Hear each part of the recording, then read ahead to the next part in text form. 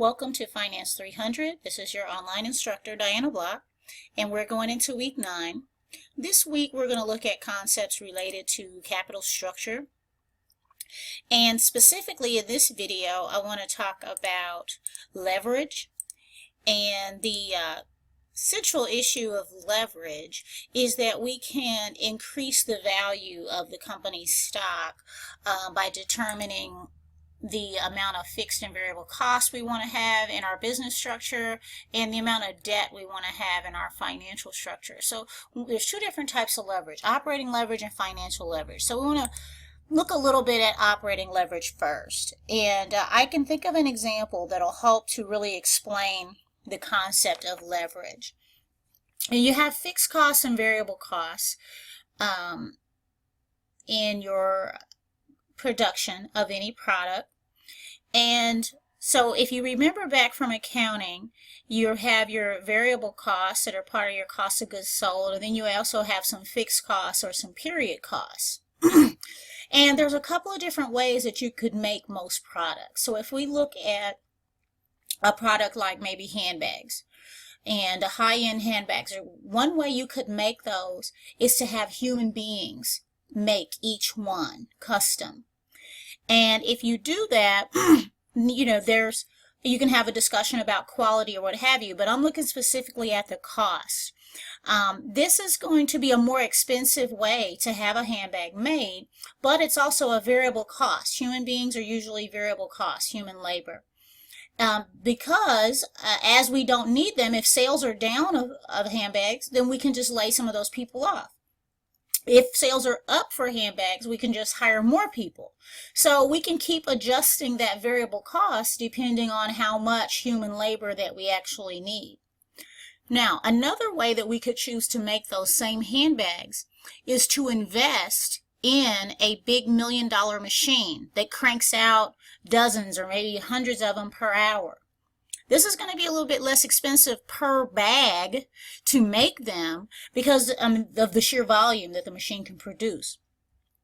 But here's the trick to that. That machine is a fixed cost. The lease payments on that is a fixed cost, which means that as sales go down of handbags, we have a couple of slow months or slow quarters, we can't lay the machine off. That fixed cost is fixed, and we have to keep paying for that. Now, the upside is, if sales are up, we can just crank that thing into high gear and we can keep up with demand, and the per bag cost goes lower the more we make with this machine because we have more bags with which to pay for it. So investing in a fixed asset like that or a fixed cost gives us some leverage. As long as the sales are up high, we're magnifying the amount of profits that we can make because the machine is a fixed cost. So once we've covered our required cost of a machine, every additional bag that we make goes more towards profit. But the downside of that is every bag that we make below the break even on that machine, we're losing money because we still have to pay for the machine whether we make the bags or not. So the benefits with the variable costs is that it's variable and we can match it to sales, but it doesn't magnify our earnings the way a fixed asset would. As long as sales are up. Now, if sales are down, that fixed cost also magnifies our losses. So you can see the dilemma there of determining how much fixed costs and how much variable costs you should have in your capital structure so that your risk of losses is minimized, but you also maximize your profits as much as possible. So that's the concept of operating leverage. Now, similarly with financial leverage, it sort of is an easy comparison to that if you look at fixed costs, except instead of a fixed cost of an asset, we're talking about debt versus equity. So if we need financing to pay for a new product line or machinery, what have you, there's a couple of different ways that we can pay for that. We can pay for that by borrowing from a bank or lender. And then we've got this big debt that we have to pay back, and we have to pay that back whether sales are high or low. The benefit of using that debt is that once we've made those debt payments and sales are high, our earnings are then magnified because for every additional sale that we make over the break even for that debt, that's just more profit. But again, the same downside that we talked about, if sales are low, we still have to make that debt payment. So it's a risk when you take on debt, just like when you take on fixed assets, it's a risk. Whereas if you decide to finance the purchase or the expansion with equity, then of course there's no debt payments. So as sales go up or down, the only thing you're losing is the value of the equity going up and down. So it's going to affect your return on equity and your earnings per share. With the debt, there are less shares. So when you have earnings and you're doing well, your earnings per share is going to be much higher if you use debt than if you use a lot of equity and dilute the ownership, so to speak. The return on equity is going to be affected. If there's less equity, then the returns on it look greater because you use debt instead of equity.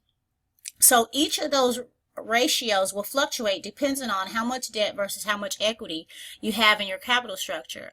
And there's risk related to both. And with the concept of leverage is that when you use either fixed assets in your operating structure, or when you use debt in your financial structure, you're able to leverage or magnify your earnings. The flip side of that is that you also magnify your losses should you have some bad quarters where you're actually in losses.